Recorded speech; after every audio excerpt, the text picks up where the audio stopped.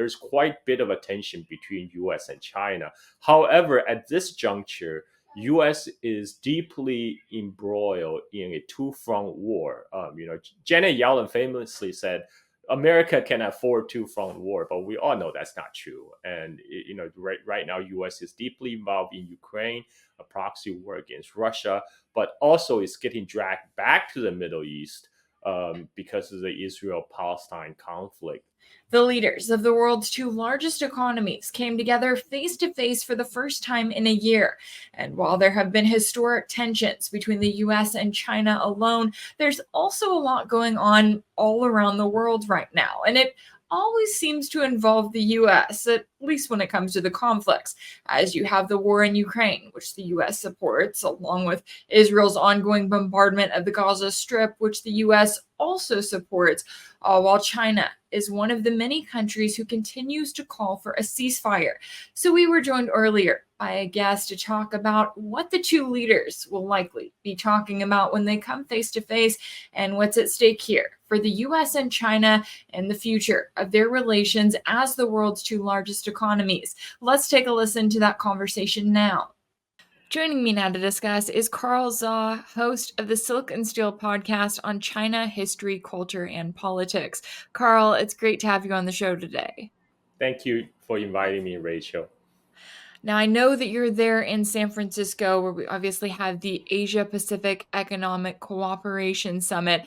And I want to start out by asking you about the significance of this summit because it has previously included the US, China, and Russia. However, Russia hasn't been a part of this summit last year or this year. So, what is the significance of this forum in its current form? Well, the APEC actually started out as U.S. answer for ASEAN, which is a group of Southeast Asian nations coming together to work out their problems.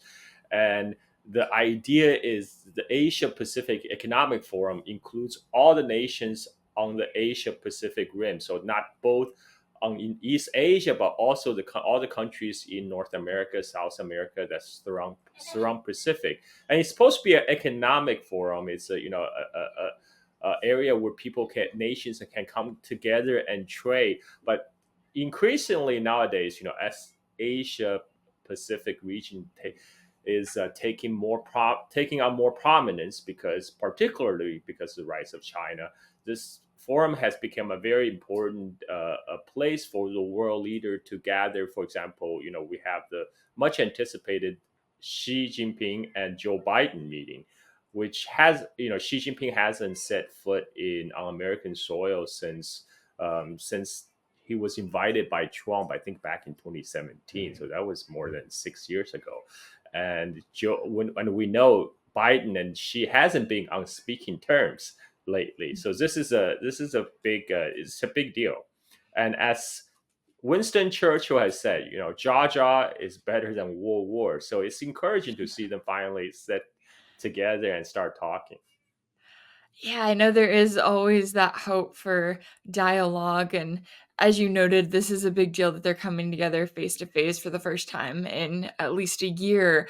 And it does come at a time of historic tensions, not just between Washington and Beijing, but really around the world. So when it comes to Xi's approach to this meeting, how much of it do you think is about sorting out issues between the two countries, and how much of it also is going to involve the need to stop the bleeding quite literally in Gaza right now, where China is one of the many countries calling for a ceasefire, and the US is one of the few who have continued to stand by Israel as it has carried out this bombardment?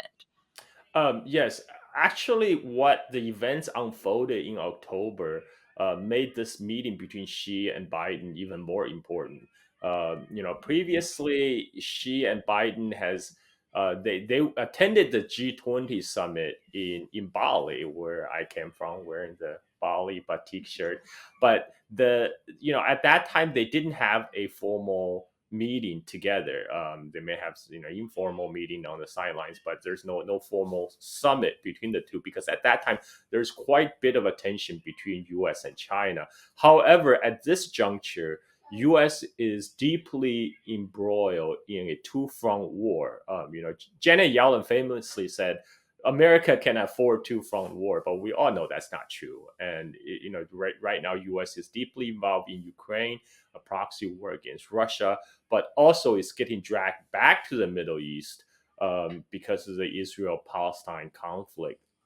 And I think it's something that was unforeseen by the Biden administration, because the Biden's national security advisor, Jake Sullivan, famously went on air just before October 7th and said, the Middle East hasn't been this calm for a long time. And he was taking credit for it. He was saying that Biden administration is taking credit for the peace in Middle East. And then we saw what happened. And so at this juncture, I don't think U.S. is capable to wage a three-front war, open an additional front against China using Taiwan, as a proxy battle in the similar manner U.S. is using Ukraine versus Russia. So I think what we may see might be a repeat of history. I refer back to 2001. The early part of 2001, U.S. China actually were on a head-on collision with the Hainan spy plane incident, when a U.S. spy plane over South China Sea was forced to land on Hainan Island in China. But then later that year, in September 11th, because of the attack on the World Trade Center, U.S. attention shifted elsewhere. It pivoted to Middle East. It was deeply involved in Afghanistan and Iraq, committing atrocities. So at that time, President Bush actually came to an APEC meeting in Shanghai. During that time, he worked out basically a détente with the Chinese leaders. So the two countries had a somewhat, compared to today, a much more cooperative relationship for a decade after 2001. But then during the first term of Obama's administration, U.S. decided to so-called pivot to Asia, which is pivot from Middle East, where U.S. has been deeply involved, back to East Asia to confront China. Now we're seeing the limit of this kind of U.S. global hegemonic unipolar moment, because U.S. cannot afford to engage on a three-front war. So we may see an opportunity, even a tactical retreat on the U.S. side, to just agree to work out a more conciliatory approach with China than this very hostile rhetoric we have seen in the past. Anyway, that is my hope as a Chinese American, because as a Chinese American, I'm deeply impacted when the relationship goes sour. So there's hope for a more productive working relationship. On the other hand, there's in terms of the development in the Middle East, China's ability to act as a peace broker in the region actually has surprises on the upside. We've seen that with the Saudi-Iran deal, which nobody expected, and China actually managed to have a friendly relationship in the past with both Iran, Saudi Arabia, and Israel. But China always backed for the two-state solution in Israel, which would allow Israeli and Palestinians to live peacefully side by side. And China also called for immediate ceasefire in the region, and along with Russia, which U.S. vetoed. And we know that Israel is able to get away with what it's getting away with right now, which is literally murder, because of the unlimited backing of the United States. But maybe we're seeing limit of that, because on one hand, I don't think U.S. officials are prepared to be embroiled in a Middle East crisis yet again, even though publicly they have to state their full backing for Israel. So there's the opportunity for the leaders of the two nations to work out some sort of a deal, hopefully a détente, if you will. Yeah, I'm glad you bring up the history there, because it has been notable with the US government and this quote unquote pivot to Asia. Now we see, even with the Biden administration, when Biden is coming up with his $106 billion wish list of what he wants funding for, it includes funding for Ukraine, Israel, and also Taiwan. So it's been interesting. And I know this is something we've talked about on this show, which has been that you have the Biden administration saying one thing and doing another, saying that, oh, yes, they want to pursue, the calming of tensions, but then at the same time, also moving forward with this rhetoric and with these actions as it relates to the U.S. military buildup in China's backyard that serve to only increase tensions between the two countries. So when it comes to sort of this claim that they want to smooth tensions, do you think that Beijing is looking at that as more of a cosmetic on the surface? We may agree to it until you really show us that you are serious about this. Then do you think that they think that Washington is serious about it? I think China has been pursuing a realistic foreign policy, and what they have done is prepare for the worst and hope for the best. And I noticed in the Chinese state media coverage of the upcoming summit, there's definitely a softening of tones. When Janet Yellen and recently California Governor Newsom visited China, there has been glowing coverage in the Chinese press about what a great upturn this is for the U.S.-China relationship, that all these high-ranking U.S. officials are coming to see China with their very own eyes and experiencing the Chinese reality. So I think there's definitely a will on the Chinese side to improve the relationship, because I just like to remind the listeners, it's not China that was pushing for the U.S.-China confrontation. It has always been U.S. that's been increasing the hostility and tensions. China's business ultimately is business. U.S. business is war, forever war. But I like to say, even for the U.S. empire, at this point, even if it wants to be the unipolar global hegemon all over the world, the spirit is willing, but the flesh is weak, because it's U.S. is not capable right now to be engaged all over the world, acting as a global policeman. That we have seen that in Ukraine with uh, U.S.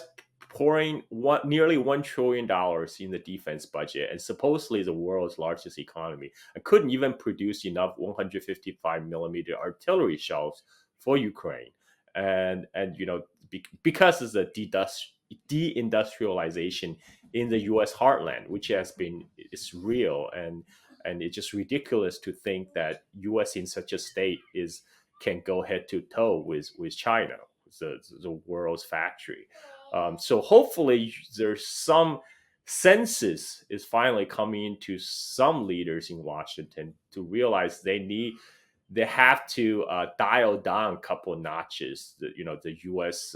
Quest for full spectrum dominance, and to at least be willing to sit down and talk over the differences. I mean, that's what China has been proposing all along. Watch Xi Jinping actually said in a speech that uh, it's bad for the world when U.S. and China are in a hostile confrontation. It's better for everyone if we can sit down and settle our differences and work together for a better future, especially on important matters as global climate change, et cetera, et cetera. And then also I do think if U.S. and Israel are finally at the end of the road, I'm not saying that's happening, but I do see China could come in and play as an honest broker in the Middle East peace process. Because let's face it, U.S. is not an honest broker. Everybody can see that. Whereas China might have enough credibility to pull it off. Yeah, it certainly has been interesting. I know you were mentioning the Iran and Saudi Arabia rapprochement, and it was interesting to see how, when that happened, the Biden administration was almost kind of looking ridiculous on their end, right? Because they were having to take a step back and say, yeah, we had no part in this whatsoever. And yet they were being asked about it because typically the US is involved in really whatever is happening in the Middle East. Now, I am curious because I know that one of the main topics that is being reported that it's going to be discussed is the US push to revive military communications channels with China after they were closed due to former House Speaker Nancy Pelosi ignoring repeated warnings and violating Chinese airspace for that vanity trip to Taiwan last year. I remember at the time when that happened, Biden was kind of in a position where he was trying to just say, oh, well, it's Pelosi's decision. She chose to do that. Does it seem as though that's going to be Biden's approach, is to say, okay, well, the Trump administration did this. I have no part in escalating those tensions, and to kind of separate himself and make it look like he wants more peace with China, ignoring the policies that he has not changed since coming into office? Well, I mean, Biden actually had that chance when he came to the office. He could have disavowed the previous Trump policy and started fresh, but he didn't do that. He doubled down. In fact, he more than doubled the sanctions placed on the Chinese tech industry. That was even more severe than Trump ever did. So now we are actually seeing a lot of the U.S. sanction on China are failing, in fact, because Huawei rolled out with their latest flagship 5G phone with Chinese manufactured chips. So hopefully the Washington can finally see the folly of their ways. I mean, I'm living in hope here. I mean, there's plenty of examples when U.S. talk about one thing and doing in quite another. Like Confucius says, we need to listen to one's words and watch one's action. But every development right now points to U.S. needs to dial down on its quest for the unrivaled world hegemonic position. And another thing about Middle East is that to counter China broker peace with between Saudi and Iran, U.S. actually embarked on use a lot of political capital to try to effect a rapprochement between Saudi Arabia and Israel. And there was also the Abraham Accord brokered by the Trump administration between Qatar, UAE, and Israel. Now that's all in shambles. I mean, Qatar already announced that they're not going to continue ties with Israel, and no Arab government at this point is willing to come out and say, "Oh, now is the time to improve relationship with Israel," because that's ridiculous. So all the U.S. diplomatic effort it has invested its political capital in the last 5 years is all in shambles, and U.S. is scrambling. I think this is the part where U.S. come to grip with reality that that maybe it's time to dial down the tension a little bit. Yeah, you would certainly hope so when it comes to really just all of these conflicts around the world and the complete lack of success that the Biden administration has had. I know here in the US, sometimes it feels like the Biden administration is more worried about Ukraine or about Israel, or, well, I guess most of the time it feels that way. But yet, they haven't had any victories when it comes to those conflicts. So they really, when they're campaigning to the American people, it's not like they can say, oh, we fought this war and we quote unquote kept you safe. No, instead it's, hey, we put all of our time and energy and money into these conflicts. They didn't turn out well. We look terrible. And now the American people are not happy with their economy. Now, speaking of another place where Biden has, I guess, attempted to get some sort of a victory, he, of course, invited the president of Indonesia to the White House to start off the week before this meeting with President Xi. And I thought it was really interesting that it almost seemed like he was trying to say, hey, look, someone in Southeast Asia wants to work with the US, right? And yeah, they got a handful of agreements when it comes to the US and Indonesia. So he got to tout that. However, when it came to the Indonesian president, one of the first things that he said was, we are calling for an immediate ceasefire, because he was, of course, just coming from this summit in Saudi Arabia, which included Iran, where they came together to come up with this statement calling for a ceasefire and also condemning Israel for its bombardment. So, what do you make of the fact that Biden at least tried with that to say, hey, this country is on our side, but didn't really fully get that when it comes to the US support for another ally that very much overshadowed that? Yeah, I mean, this is another silly U.S. attempt to try to upstage China. They're trying to say, "Oh, look, we signed a comprehensive strategic partnership with Indonesia, so that means Indonesia is on our side to contain China." But Indonesia is just trying to be friendly with everybody, because in before this, a couple years ago, Indonesia already signed the comprehensive strategic partnership with China. And if you're on the ground, in Indonesia, you see China is much more deeply engaged in Indonesia. They just completed the Jakarta to Bandung high speed railway, the first high speed railway in Southeast Asia, going 350 kilometers per hour. Wait before US can ever hope to see a high speed rail in action, and so that's a real fruits of the cooperation. I mean, Biden has floated a lot of the ideas to try to counter China. There was his Africa initiative. There's there's a build the world back better, which he announced in 2021. Now it's 2023. Nobody knows what happened to that. And they were supposed to announce another initiative about uh, investing in the Indo-Pacific region to counter China's Belt and Road Initiative. And now we're getting reports coming out that that plan is scuttled because opposition by Democrats in the Congress. So, like you said, there's no success stories in the Biden foreign administration goes, and so hopefully they can come to their senses and realize all these what they touted as competition with China is just silly. There's no win for United States. It's better just to work with China rather than against it. But of course, I'm not gonna bet all my lifetime saving on U.S. officials suddenly become realistic. But at least I can hope the reality are forcing them to change their tactic. Yeah, hopefully coming around to reality is something that they will get a little better at, because it feels as though we're running towards World War III in a number of different ways here, and that is certainly not something that benefits anyone. But I appreciate you taking the time to join us to break down all the latest today.